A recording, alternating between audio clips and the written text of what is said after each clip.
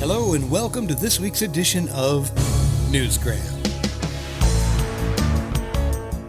Dr. Eric Joseph Kolb has lived a difficult life. It's one paved with physical disability. His childhood dream was to become a professional athlete, just like his father and brothers, but a form of muscular dystrophy, and I'm just going to use the abbreviation FSH. Well, it changed all that. I had to find a new way to keep myself occupied and still maintain my interest in psychology and also theology. And that's the thing we're going to focus on today. It's two things that normally go together like oil and water, science and theology. But Eric found some common ground. One day I was reading the verse where they asked Jesus, what's the most important rule? And he says, love the Lord your God with all your heart, body, mind, and soul. And it just hit me in that moment because I had just been reading something in psychology that the human being is made up of these four components. And each of these four components work together, but there are many questions on how they work together and to which degree and lots of theories. So I just dove into that from the scientific or psychological perspective, but also being aware of the theology behind it, realize, wow, this is one thing where the Bible and science really seem to fit. So he set out to compare and contrast the scientific understanding of the human mind with the teachings of the Bible, and his findings are documented in his new book, The Human Mind, a psychological view of theological concepts. According to Eric, in some cases, the two perspectives are very similar. The more we investigate this, the more we discover that science tends to confirm Scripture rather than to contradict it.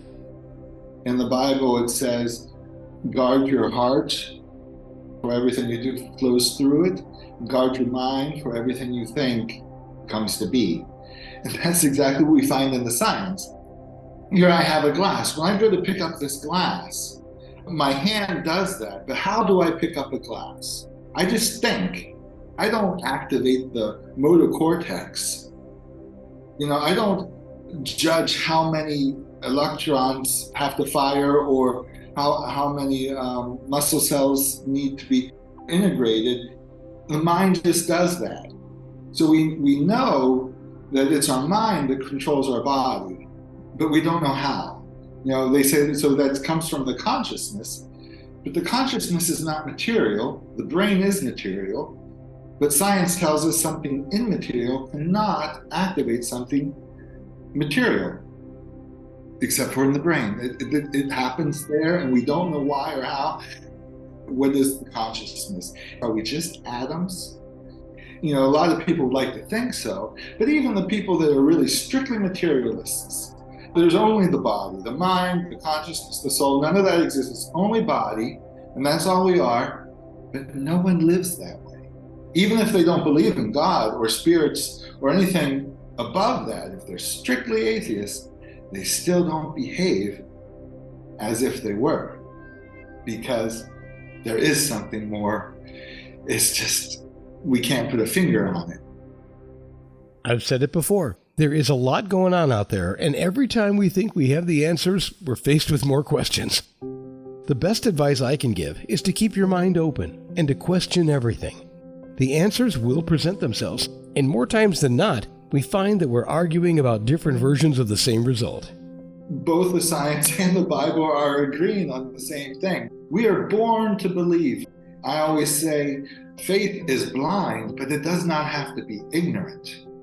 Some people can just say, read the Bible, that's it, that's the truth, that's all I want to know, and that's all I believe to know, and stop there. Okay, good. I like to read the Bible, but I've also read the Quran, I've read the Gnostic books, and the more I know, the more I understand, the more it strengthens my beliefs. He says that both Christian theology and scientific psychology agree that our beliefs are how we perceive reality, and that we choose what we want to believe. That being said, our core beliefs serve as a foundation on which our mind develops. And in his book, he outlines the various developmental processes of the human mind, beginning with what he calls the blank slate. When we are born, we're kind of like a new iPhone out of the box. It's got everything in there that needs to be in there to work, but I haven't programmed anything into it yet. It used to be that we would think any child can be anything at any time. And as a behaviorist, I work with children to mold their behavior and teach them and make them reach their potential of whatever that is without knowing what that is. And there's other people who say, don't even bother because it's all in the DNA. And I'm actually a perfect example of that. My father was a professional football player, American football player, and I did sports like crazy. I was training for the Olympics since I was 6 years old and well on my way to becoming a professional athlete. But the DNA said, not going to happen. You have muscular dystrophy. So all that training wasn't going to make me an athlete, but that's where I learned how to work hard. That's where I learned how to just set a goal and do it. And that's what made me be able to continue living with muscular dystrophy and say, okay, if I can't work out my body, then I'm going to work out my brain and achieve all I can with that and make that as strong as possible. So is our destiny preordained, or is it influenced by our surroundings? I guess it depends on whether or not you believe the soul lives on outside the body or not. What is consciousness? It's a lot to think about. And in his book, Eric doesn't claim to have all the answers, but he does his best to give you as many facts as he can to support the argument that we're all saying the same thing. So it's not all one thing or another, it's actually a combination of both. I'm not writing this to bring people to God. It's more about opening the discussion and say, this is what we have in the science, this is what we have in the Bible. Look, people, it's not that much different. Look at it, weigh out the facts, make your decision, because belief is a choice. We choose to believe what we want to, and then find the evidence to support that belief. That goes for me as well. But I'm aware of that, and I point that out the whole time and say, here are the studies where I get this information. Look at them, go to the data yourself, and see what you think. We've given you quite a lot of information in the show today, but I wanted to leave you with this quote from his book. He says, people have opinions about everything. Some are strong and important, others are less important. But everything anyone believes about anything in any way will influence how we perceive the world. It's hard to argue with that. Was it your destiny to click on this episode of Newsgram, or just your curiosity of what was beyond the title?